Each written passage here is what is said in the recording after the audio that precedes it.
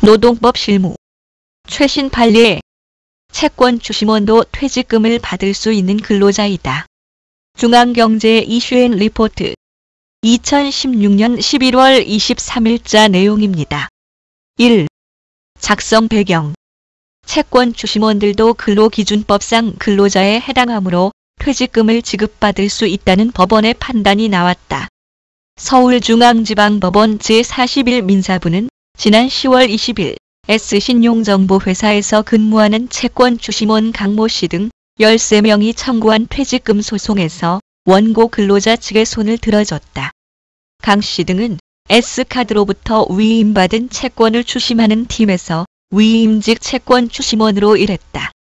이들은 퇴직하면서 회사에 퇴직금을 지급하라고 요청했지만 회사가 이들이 근로기준법상 근로자가 아니라는 이유로 거부하자 법원에 퇴직금 2억 9,300만 원을 달라고 소송을 제기했다.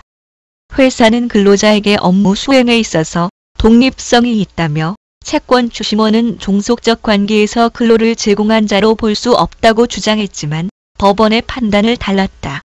이번에는 이 판례를 중심으로 법원 판단의 요지를 분석함과 더불어 채권 주심원의 근로자성 인정에 대한 최근 법원의 판단을 정리해보았다. 2. 이 사건 채권 주심원의 근무 형태. 1. 대체로 S사 사무실로 출근해 배정된 업무를 수행했고 근무 시간은 8시 반에서 오후 7시였다. 2. 채권 회수를 위해 거주지를 방문하거나 외근, 출장 시 회사 직원에게 보고하였다. 3. 회사는 채권 주심원에게 사무집기, 업무 시 지출되는 전화, 우편 요금을 지원하였다. 4. 개인 목표치를 부여하고 소속 팀장이나 지점장에게 실적 보고 의무를 부여했다. 5.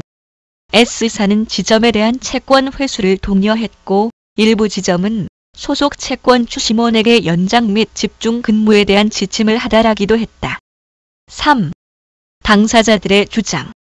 원고 근로자들은 지휘, 감독을 받으면서 채권 주심과 관련된 업무를 수행하는 등 근로를 제공하는 자이므로 퇴직금을 지급할 의무가 있다고 주장하였고 피고 S신용정보 주식회사는 업무 수행에 있어서 독립성, 자율성 등에 비추어 볼 때 원고들은 종속적 관계에서 피고에게 근로를 제공한 근로자라고 할 수 없다고 주장하였다. 4. 기본 법리.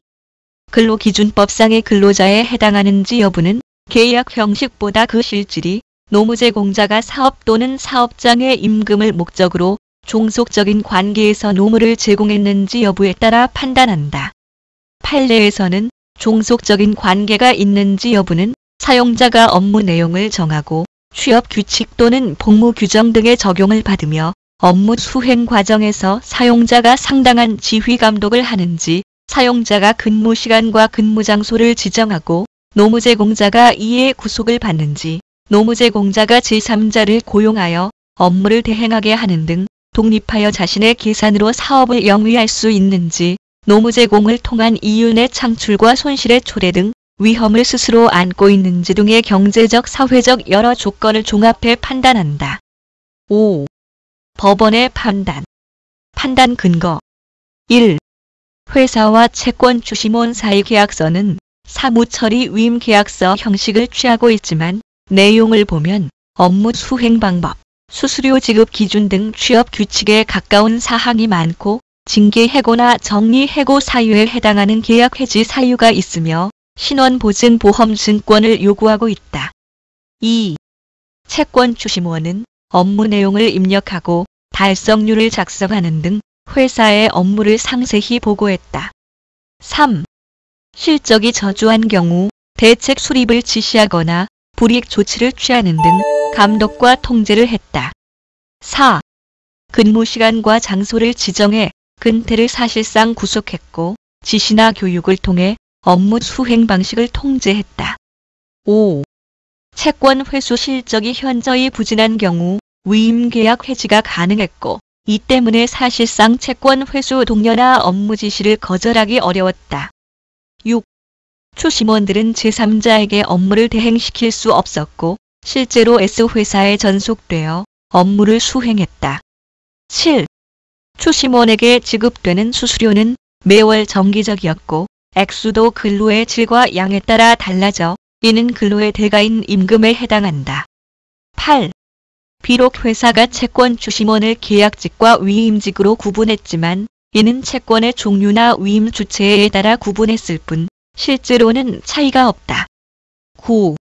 회사는 추심원에게 회사와 근로기준법 소정의 고용관계에 있지 않다는 내용의 서약서를 받고 위임계약서 내용을 간소화하거나 사무실 입퇴실 시간 자율 운용, 목표 및 실적관리 폐지, 출장 보고 금지 등을 내용으로 하는 방안을 마련했지만 이런 방안은 추심원들이 이미 업무를 맡고 난 후에 비로소 실시된 것이다.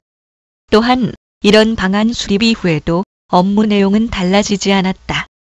그래서 결론은 피고 회사는 원고들에게 퇴직금을 지급할 의무가 있다고 하였다. 6. 최근 법원의 태도.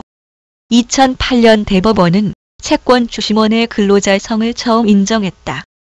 이 일부 채권 추심 회사는 위임 계약을 맺거나 추심원의 사무실 입퇴실 시간을 구속하지 않고 출장 관련 기록부 등을 운영하지 않으며 추심원 개인별 회수 계획과 실적 등에 대한 보고를 받지 않는 방식으로 퇴직금을 지급하지 않기 위한 꼼수를 부리기도 했다. 이에 지난 4월에 대법원은 회사와 위임 계약을 맺은 채권 추심원의 근로자성을 인정한 바 있다. 당시 재판부는 계약 형식은 위임 계약이나 실질은 임금을 목적으로 종속적인 관계에서 근로를 제공하는 근로계약 관계라고 판단했다. 이번 판결 역시 지난 대법원의 법리를 따른 것으로 보인다. 도움이 되셨길 바랍니다. 들어주셔서 고맙습니다.